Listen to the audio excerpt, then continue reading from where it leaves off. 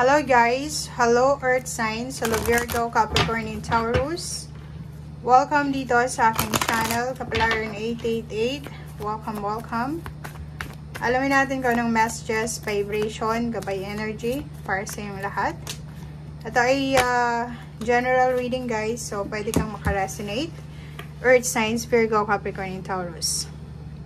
39, 9, 10, 11, 12, 4, 32, and 5. Nakikita ko sure dito na may ibang earth signs na medyo hopeless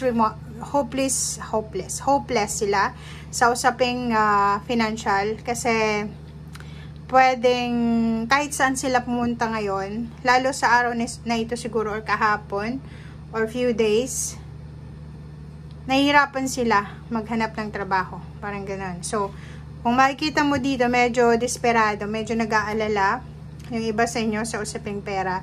If ever may trabaho ka din, or yung stable yung work mo, namumroblema ka pa rin kasi kulang yung pwedeng sinisweldo mo, mas malaki pa yung expenses mo kaysa sa sinasahod mo. Parang ganun yung sinasabi ng baraha. Ito naman, isang paglalakbay, isang travel, isang movement or transition, pagbabago sa buhay mo ang mapagdedesisyonan mo, earth signs, dahil sa problema sa pera. Siguro nasa Pilipinas ka or sa probinsya and medyo nahihirapan ka sa usaping pera sa kung saang lugar ka man naroon sa ngayon. So isa sa posibleng maging solusyon mo is makapag-decide ka na umalis, hanapin kung saan ka pwedeng kumita ng mas malaki or kung saan ka siswertehin. Parang ganun. Yung iba din sa inyo dito is may mga earth signs na sobrang saya kasi posibleng may pinaghahandaan na engagement party or pwedeng engage na, naghahanda sila para sa pagpapakasal. Parang ganun. So, comment down below.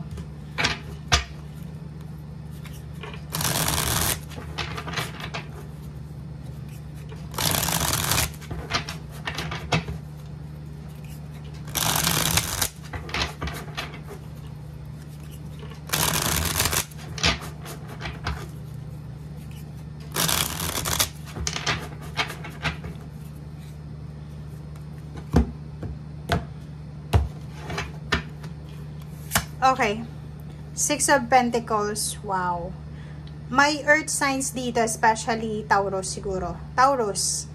Posibleng sa araw na ito, may binabala ka na gagawin. Gusto mong humingi ng tulong pinansyal sa isang tao na kilala mo or pwedeng kamag-anak mo. Kaso lang, hindi mo alam kung paano sasabihin. Or posibleng ikaw ang makakatanggap ng mensahe sa araw na ito, lalo na kung bago kang sweldo, makakatanggap ka ng message from your loved ones, from your family na kailangan nila ng pera or hihingi sila ng pera sa'yo.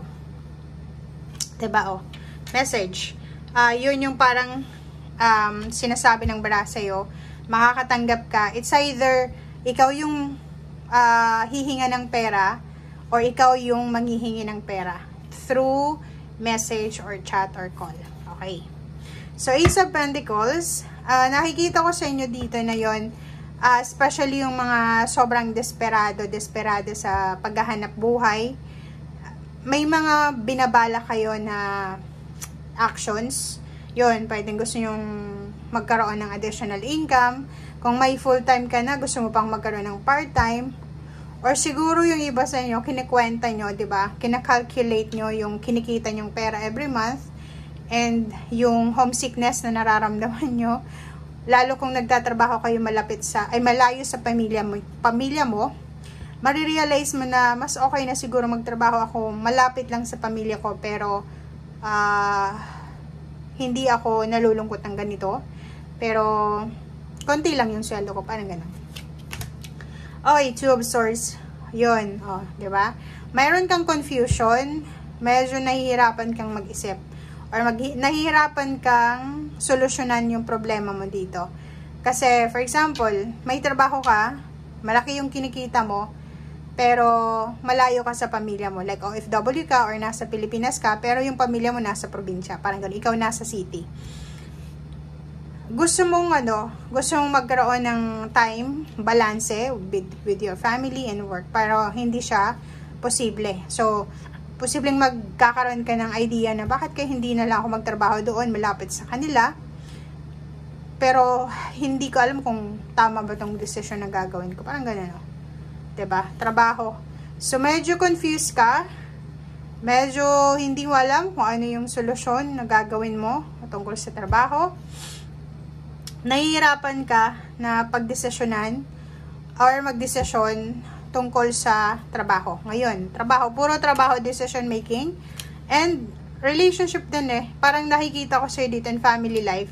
Mas, kung tatanungin ka siguro sa ngayon, mas ipaprioritize mo yung pamilya mo, yung malapit ka lang sa pamilya mo, kahit medyo naghihirap, pero may kinikitang kahit konti, kaysa doon sa financially stable ka nga, pero lahat ng occasion, lahat ng events sa pamilya ay namimiss mo.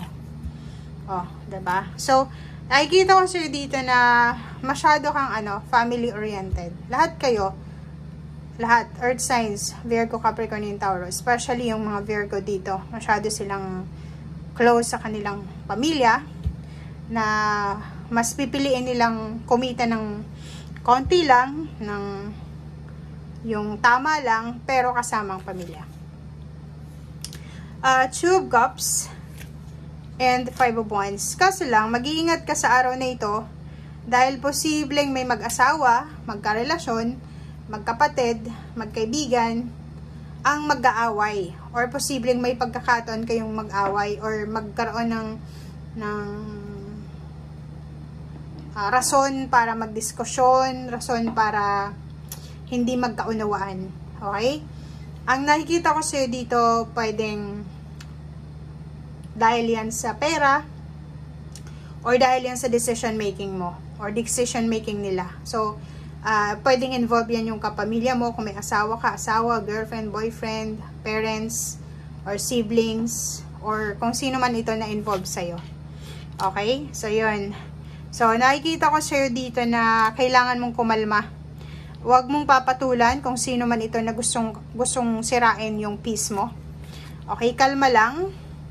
And isipin mo na mas maganda yung peaceful na buhay kaysa may kaaway ka. Yung alam mo yun, mas maganda na lahat ng tao ka-vibes mo. Parang ganun. Okay? So, nakikita ko sa'yo dito na marami din na plano para sa pagbabalik bayan, kung ikaw OFW, or kung ikaw naman is nasa malayo sa pamilya mo, gusto mong umuwi na, makasama yung pamilya, gusto mong balikan yung buhay mo dati. Okay? Thank you guys. Bye!